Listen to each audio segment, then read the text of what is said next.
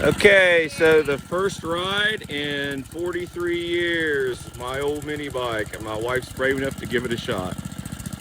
All right. Yeah, just a little bit of gas, baby. You can let off anytime.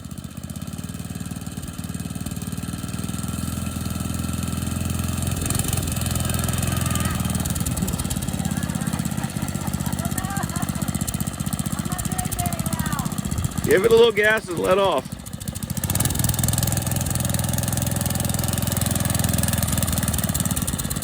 Hey, look at her go. This is my mini bike that I got when I was 9 years old. It was old and pretty much worn out when I got it, but it did run, and I had tons of fun with it. I believe, best of my knowledge, it was a Spider model made by Sears. It did have this bicycle type seat with that high-rise bar in the back, but yeah, that collapsed shortly after I had it because I was taking it off some sweet jumps. But I ended up putting another type of more rugged bicycle seat on it. But as I said, it was pretty worn out when I got it. That was in 1974. It obviously came with fenders. You can see where the welds were, but it didn't have fenders when I got it. Fender in the back, but it was gone too. No chain guard when I got it. This is pretty much how it was when I got it, except, it was rustier.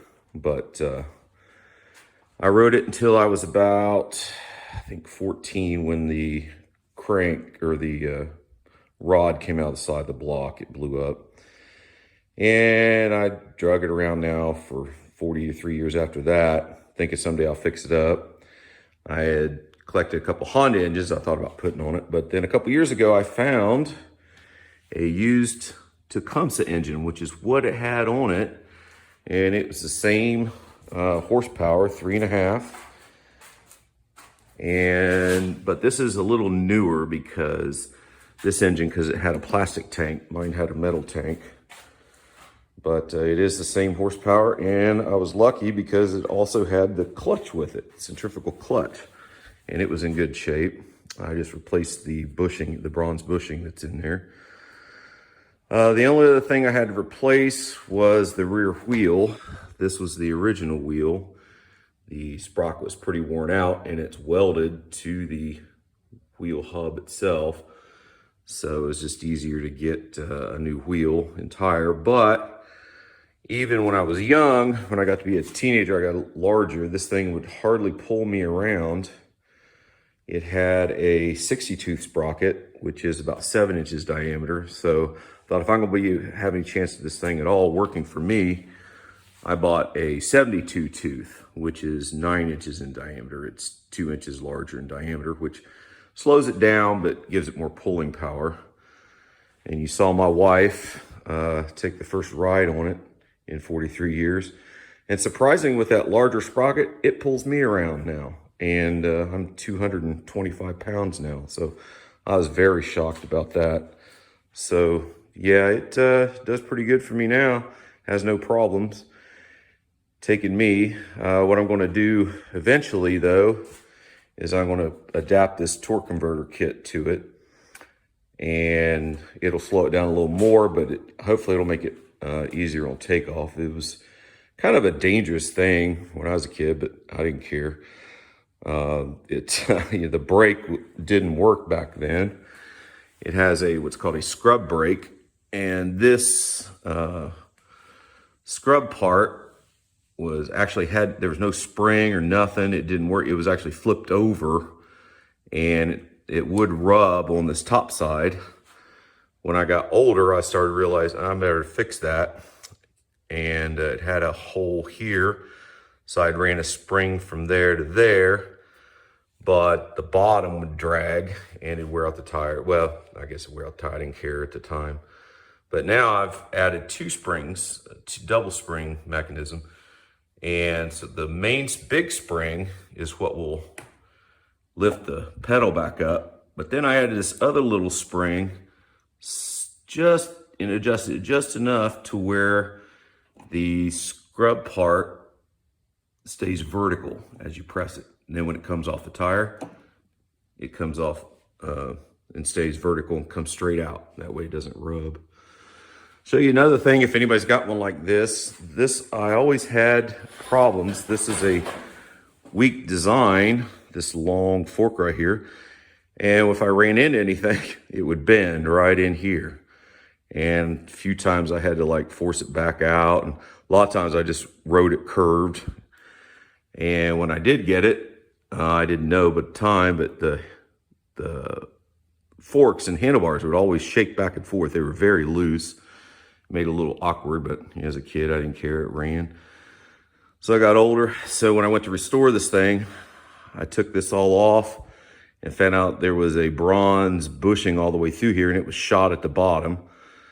And so I cleaned that out, drove out what was left of it, got a couple new bronze bushings put in there. But by that time, the holes, the mounting holes here and here, had worn out, and they were oblong, so I had to weld those up and file and grind those back to being round.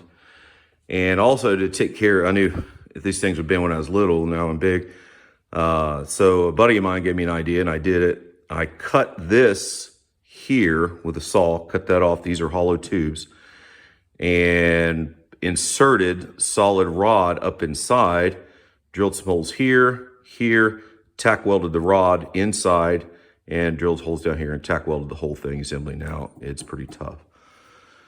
So anyways, yeah, so once I get the torque converter on, I will see how it works then. But yeah, pulls good. If anybody wants to, has a little mini bike you won't pull very well, I would suggest increasing that sprocket size, because like I said, I'm 225 pounds, and that 3.5 horsepower motor just takes off with me. So the other thing I did, I added a kill switch. It never had a kill switch.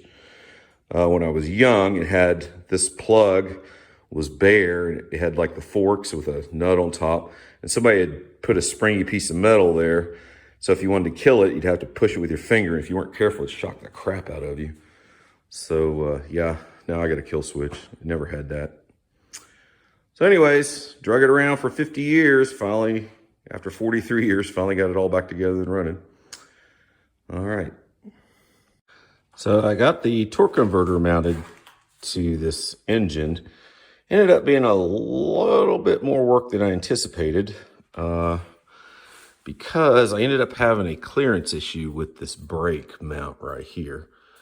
And so to get around that, what I ended up having to do was lift the engine 5/8 of an inch.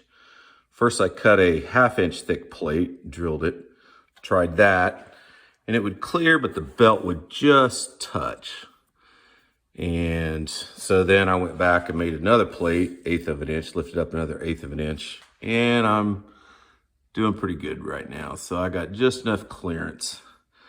Unfortunately, I'm going to have to notch the torque converter cover right in here to clear that, but that's not a big deal. I'll do that. I want to go over a couple issues I had, in case anybody else has one of these older Tecumseh engines.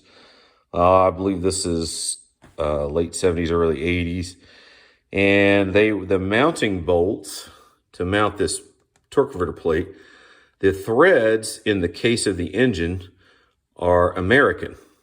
And these mounting bolts, there are 4 of them, ended up being 5/16 24 thread pitch. So now the kit came with metric bolts. And these are the bolts that you're supposed to use. They're metric, even though in the directions it says use the 4 5/16 24 by 1 inch hex head bolts. They were metric. So it must be old directions with metric stuff. So I ended up buying some. Had to trim them down a little bit, but they had a nice shoulder. So anyways, there was that. Likewise, this bolt that mounts the drive pulley to the crankshaft was also American. The bolt they provided was metric, but it was a 3/8 inch 24 thread per inch. And I ended up, though, I had this collar, this final collar, I had to drill it out a little bit because it just wasn't big enough, but I just ran a drill bit through it and got it where I get this bolt. But there it is. So my goal with this is, this thing used to be super fast. If I'm going to have my grandkids ride it, which is my goal, I had to make it a little safer. These came with this centrifugal clutch, and they are not the easiest things to get used to. You have to rev it way up to get the shoes to come out and engage, and that's a little intimidating. So what I want is, I'm hoping this torque converter, it's, from what I read, it's supposed to slow it down a little bit, but I'm hoping to give you a little more mid-range throttle, so it's not as, so I can putt through, so the kids can putt through the yard and really not have to go fast, because this thing has no suspension. But yeah, if the grandkids get hurt on this, my daughter's going to kill me. So, well, let's go try it out, see how it does. Okay, so I'm going to try to do this one-handed here. I won't kill myself. So give it a little throttle. Oh, it's already pulling. Wow, so much better. Oh, look at that. I can go slow. That's amazing. Give it a little gas. Oh, it's still plenty fast for the grandkids. All right. Oh, yeah, and it slows down when you let off. Oh, that's nice. That clutch, automatic clutch, never did. All right. The next thing is we're going to try out that hill over there. See how it does with me on it. 225 pounds.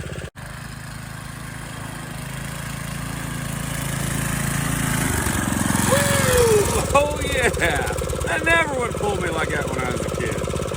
All right, ready for the grandkids, Sarah. Woo!